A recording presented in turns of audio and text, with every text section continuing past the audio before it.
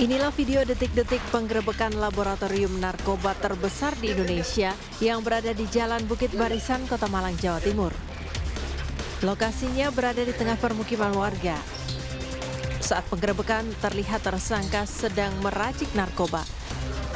Pengungkapan laboratorium narkoba yang sudah beroperasi selama 2 bulan itu hasil pengembangan dari penemuan tembakau sintetis seberat 23 kg di Kalibata pada 29 Juni lalu.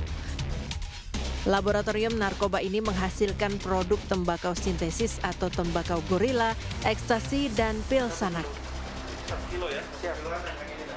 Terkait dengan pengungkapan kita ini, mereka melakukan menyewa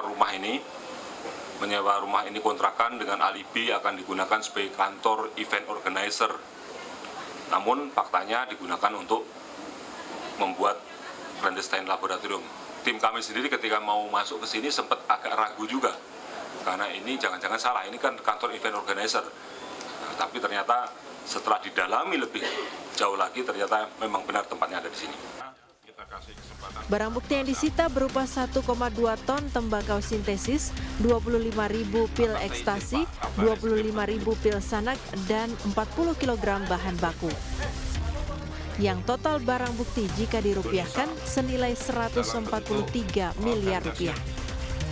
Dari Malang, Jawa Timur, Denny Irwansyah, iNews melaporkan.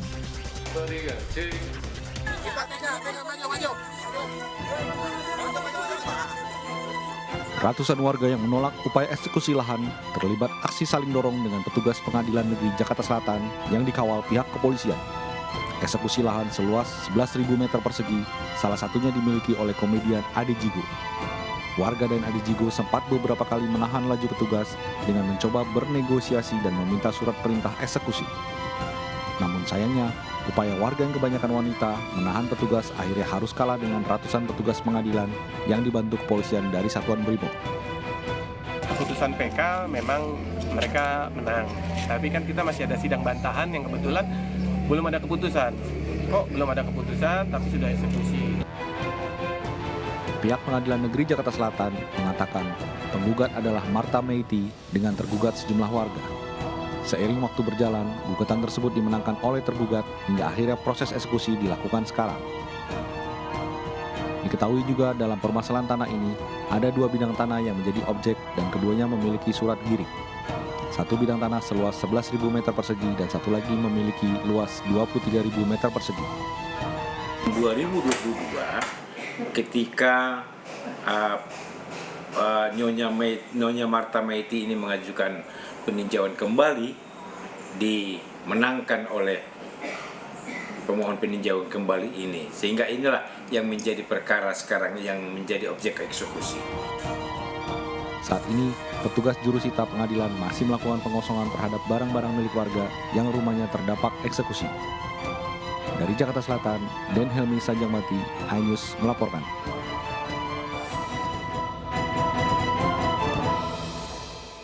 Aktor dan produser film Bollywood asal Mumbai, India diamankan petugas Bea dan Cukai Bandara Soekarno-Hatta, Tangerang, Banten.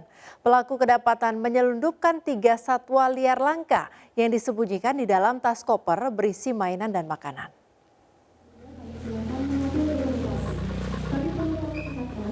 Rama Mehra, aktor dan produser film Hollywood asal Mumbai, India, diamankan petugas Bea dan Cukai Bandara Soekarno-Hatta, Tangerang, Banten.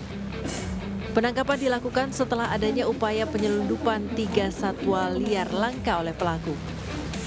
Pengungkapan bermula saat petugas mencurigai sebuah koper milik pelaku Rama Mehrab dan didapati satwa diantaranya 1 ekor burung cendrawasih kuning kecil, 1 ekor cendrawasih botak Papua, dan 1 ekor berang-berang cakar kecil albino. Untuk mengelabui petugas, ketiga satwa liar yang hendak diselundupkan tersebut disamarkan dengan makanan hingga mainan anak-anak yang disimpan di dalam koper. Saat ini Bea dan Cukai Bandara Soekarno-Hatta masih melakukan pendalaman terhadap pelaku terkait keterlibatan pihak lain dalam kasus penyelundupan 3 satwa liar dilindungi tersebut. Setelah kita lakukan pemeriksaan di kopernya, ternyata ada indikasi membawa satwa liar. Setelah kita buka dan disaksikan oleh penumpangnya, ternyata memang betul ditemukan di situ ada burung cendrawasih botak Papua ya. Kemudian juga yang satu lagi burung cendrawasih Paradis minor ya. Kemudian ada satu lagi berang-berang. Ini ada 3 satwa ini semuanya masuk CITES ya. Jadi menjadi hewan yang dilindungi dan tidak bisa diperjualbelikan. Dia menjadi satwa langka yang 11 ekor yang sudah harus izin presiden ya. Perizinannya baik itu dia sama seperti statusnya langkanya seperti komodo, harimau Sumatera, badak, owa, gitu kan, lutung mentawai, nah seperti itu Pak. Atas perbuatannya, pelaku diancam Undang-Undang Nomor 17 Tahun 2006 terkait kepabeanan dengan hukuman pidana selama 10 tahun dan denda 5 miliar rupiah. Dari Tangerang, Banten, Hasnugara, iNews melaporkan. Akibat hujan deras dan angin kencang, sebuah pohon besar setinggi 15 meter tumbang dan menimpa rumah serta gudang di Cakung, Jakarta Timur. Tidak ada korban jiwa maupun luka dalam peristiwa ini.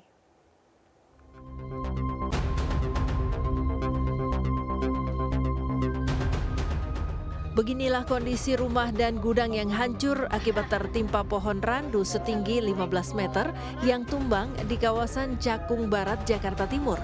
Akibat tumbangnya pohon itu, kabel listrik putus, suasana sekitar menjadi gelap karena mati listrik. Kejadian berawal saat hujan deras dan angin kencang melanda kota Jakarta Timur.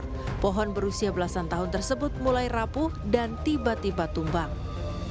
Tadi lagi hujan deras atau gimana? Hujan deras posisinya. Anak ngabarin kalau di sini terjadi seperti ini. Ada korban nggak Bang tadi? Nggak ada. Hancur aja ini rumahnya. Cuma rumah aja. Sementara itu di lokasi yang berbeda masih di kawasan Cakung, terdapat pohon bidara setinggi 15 meter juga tumbang dan menutup akses jalan. Dengan menggunakan mesin gergaji khusus, tim Damkar Jakarta Timur berhasil mengevakuasi pohon tersebut. Dari Jakarta, Rio Manik, iNews melaporkan. Pemirsa, seorang balita terkunci di dalam mobil kakeknya sendiri di kota Makassar, Sulawesi Selatan. Proses evakuasi berlangsung dramatis lantaran warga hanya menggunakan alat seadanya untuk membuka pintu mobil.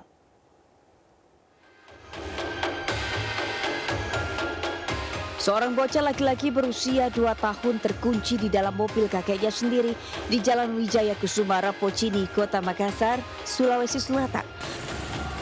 Korban awalnya terlihat gelisah di dalam mobil seorang diri dengan kondisi pintu mobil yang terkunci. Warga yang panik sempat teriak minta tolong hingga terdengar oleh kakek pemilik mobil yang langsung menghampiri kendaraannya. Namun karena kondisi pintu mobil terkunci manual oleh sang bocah, warga memilih untuk membuka secara manual. Proses evakuasi pun berlangsung dramatis, lantaran warga hanya menggunakan alat manual berupa linggis besi pendek dan menarik secara perlahan pintu mobil. Sekira 20 menit, pintu berhasil terbuka dan sang bocah berhasil diselamatkan. Awalnya sang kakek, Daeng Silo, berhenti sejenak untuk mengurus berkas di sebuah tempat fotokopi dengan meninggalkan sang cucu di dalam kendaraan dengan kondisi mesin menyala. Berapa lama di dalam? Ada 1 jam. Ada 1 jam. Terjebak. Alhamdulillah aman. Tapi karena aman karena nyala di mesin. Nyala mesin dia? Iya. Oh berarti ini bapak datang fotokopi? Biasa orang disimpan cucu anunya, ada cucunya disimpan di atas. Terus dia tinggalkan cucunya itu pencet anunya tombol otomatis kuncinya. Dia terkunci semua. Pengguna kendaraan diimbau agar tidak meninggalkan anak-anak yang masih di bawah umur di dalam mobil seorang diri guna menghindari hal-hal yang tidak diinginkan. Dari Makassar, Sulawesi Selatan, Yuel Yusfin, iNews melaporkan. Akibat angin kencang, 3 atap rumah warga serta atap sekolah menengah pertama di Tangerang Selatan, Banten porak-poranda. Para korban terpaksa mengungsi ke rumah tetangganya karena intensitas hujan masih terjadi hingga Kamis dini hari.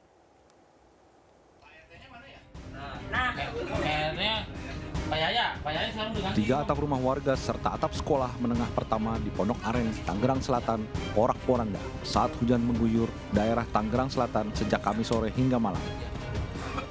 Petugas dari BPBD yang datang ke lokasi pun langsung mengevakuasi sisa-sisa reruntuhan serta memotong pohon rambutan yang kondisinya rapuh.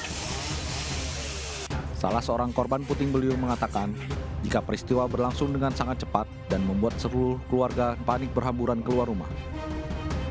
Gabruk asbes terbang. Asbesnya 3 terbang. Yang satu ke depan, yang 2 ke depan, yang satunya ke samping. Cepat banget. Ambruknya juga cepat banget, soalnya kan hujannya juga gede. Jadi airnya langsung ngampet di sini, jadi langsung ambruk. Sementara itu, para korban puting beliung terpaksa mengungsi ke rumah tetangganya karena intensitas hujan masih terjadi hingga Kamis dini hari. Dari Tangerang Selatan, Nunung Purnomo, iNews melaporkan. Tumpukan sampah masih terus mencemari jalan protokol di kota Yogyakarta, salah satunya di trotoar dan pinggir jalan yang menjadi akses masuk ke arah Malioboro. Tumpukan sampah liar yang terus bermunculan pasca penutupan TPST Piungan tersebut kian mengganggu kenyamanan warga dan wisatawan.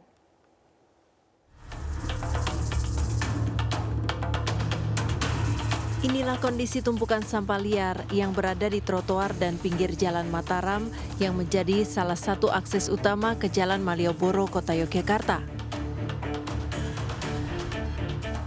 Di sepanjang Jalan Mataram ini, setidaknya ada 2 tumpukan sampah liar yang cukup mengganggu kenyamanan di kawasan wisata. Selain di ruas Jalan Mataram, kondisi sampah liar juga masih menumpuk di Jalan Kusbini. Meski sudah terpasang spanduk larangan pembuangan sampah, tapi sampah tetap dibuang sembarangan di tempat tersebut. Kondisi sampah liar Jalan Kusbini ini dikeluhkan pedagang karena selain menimbulkan aroma tak sedap, juga mengakibatkan usaha sepi pembeli. Bau lingkungannya, terus yang jual-jualan juga kurang pemasukannya. Jadi sepi ya? Iya, jadi agak sepi. Beda kalau masih kayak gini. Kalau yang udah diambilin kan air-airnya itu pada itu tuh. Terus menyengat banget. Sementara itu adanya tumpukan sampah liar yang terus muncul di sejumlah titik di kota wisata ini dikarenakan terbatasnya tempat pembuangan dan pengolahan sampah menyusul penutupan TPST Piungan secara permanen sejak awal Mei lalu. Dari Yogyakarta, Gunanto Farhan, iNews melaporkan. Diduga dalam pengaruh minuman keras, seorang oknum kepala sekolah di Kabupaten Purworejo, Jawa Tengah melakukan pelecehan seksual terhadap penyanyi dangdut. Akibatnya oknum kepala sekolah tersebut akan mendapat sanksi.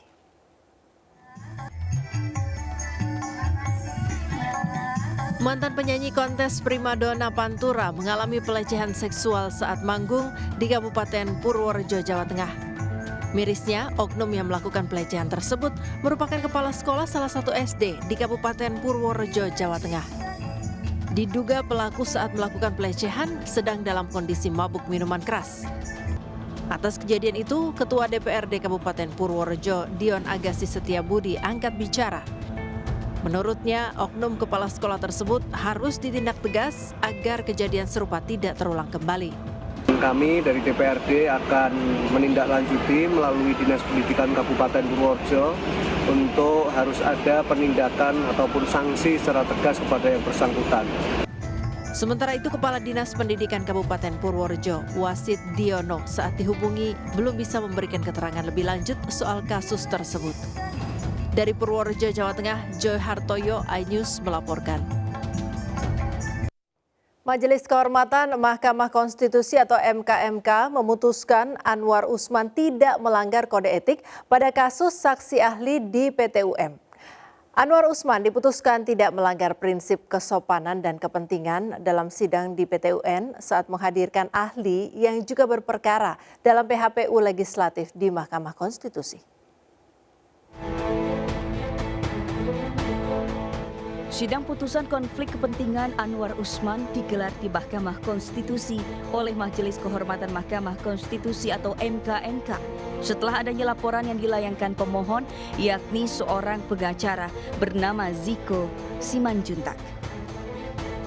Pemohon melaporkan dugaan pelanggaran etik Hakim MK Anwar Usman mengenai adanya dugaan konflik kepentingan antara Anwar Usman dengan seorang ahli yang dihadirkannya pada sidang di PT UN terkait gugatan pencopotan dirinya dari Ketua MK.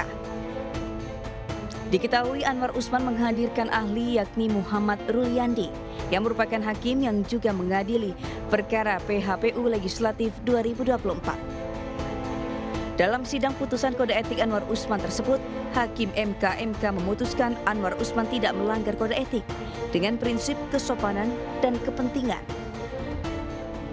Mengingat Undang-Undang Nomor 24 Tahun 2003 tentang Mahkamah Konstitusi yang telah diubah terakhir dengan Undang-Undang Nomor 7 Tahun 2020 tentang perubahan ketiga atas Undang-Undang Nomor 24 Tahun 2003 tentang Mahkamah Konstitusi dan Peraturan Mahkamah Konstitusi Nomor 1 Tahun 2023 tentang Majelis Kehormatan Mahkamah Konstitusi memutuskan menyatakan hakim terlapor tidak terbukti melakukan pelanggaran terhadap kode etik dan perilaku hakim konstitusi sebagaimana tertuang dalam prinsip kepantasan dan kesopanan dalam Sabta Karsa Utama. Dari Jakarta, Jen Cahyani, Rizky Anyus melaporkan. Film-film produksi tanah air kembali menjadi tuan rumah di negeri sendiri dengan penonton menembus angka 45 juta. Hal ini dibuktikan dengan 60% lebih layar bioskop Indonesia diisi film-film karya sineas tanah air. Kebangkitan film Indonesia semakin terlihat.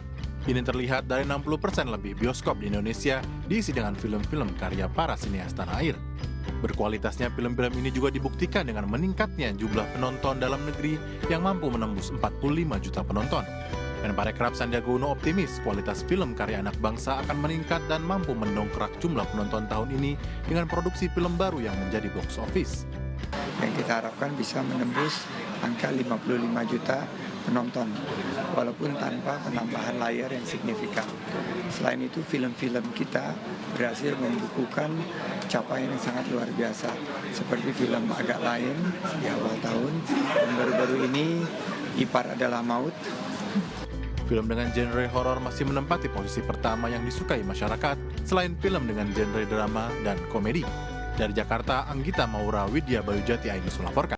Pemirsa, bagi Anda yang ingin menikmati Pantai Pasir Putih dengan tampilan Instagramable sepanjang garis pantainya, harus mendatangi objek wisata yang satu ini, Pantai Sawang Biduak Buruak atau Pantai SBB di Aceh Selatan yang memiliki deburan ombak kecil, cocok untuk bermain air dan juga berenang.